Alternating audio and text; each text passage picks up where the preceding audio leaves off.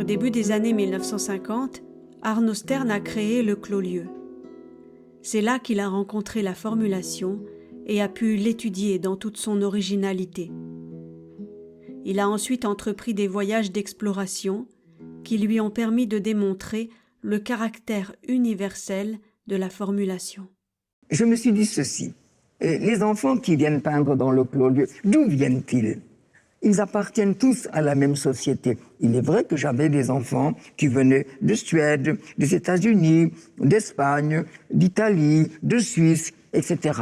Mais leur manière de vivre était semblable.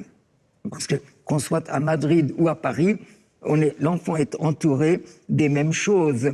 Donc il n'y a pas une très grande différence. Mais je me suis dit, mais tous les enfants ne vivent pas de cette manière-là.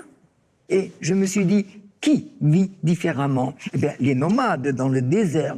Et ça, c'était ma première interrogation. Est-ce qu'un enfant nomade dans le désert représenterait les mêmes choses qu'un enfant qui vient dans le Clos-Lieu, qui habite la ville, ou d'autres choses, peut-être, ou les mêmes choses, mais d'une manière qui serait propre à sa culture, propre à sa manière de vivre.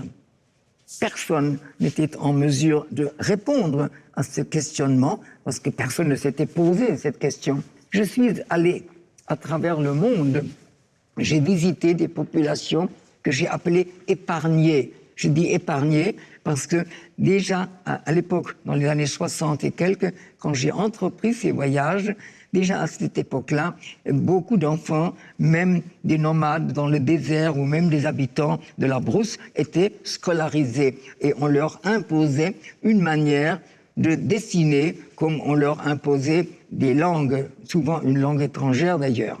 Bien, donc il m'a fallu aller très loin, chercher des enfants qui n'avaient jamais tracé. Et je les ai trouvés. J'ai trouvé des nomades en Afghanistan et en Mauritanie, des enfants qui n'avaient jamais vu un outil traceur. Donc, c'était des enfants qui n'avaient absolument pas expérimenté le geste traceur. Et quand je suis arrivé, j'ai installé la table palette, celle qui est donc au centre du Clos-Lieu. J'ai mis du papier, il y avait donc des pinceaux sur la table et de la couleur dans les godets.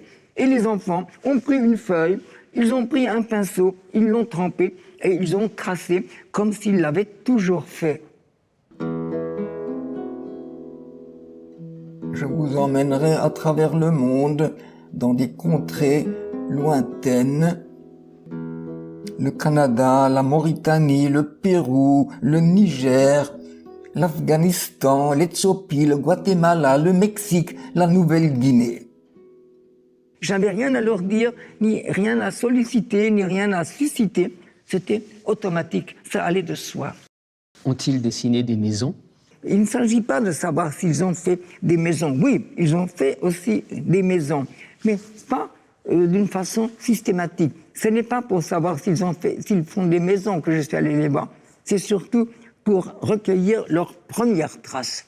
Et ces premières traces sont exactement les mêmes chez tous les enfants, où qu'ils vivent, dans la ville, dans le désert, dans la brousse, etc. Tu es donc allé à la rencontre de ce qu'il y a de plus universel chez l'humain, oui, de ce qui nous unit plutôt que nous désunir,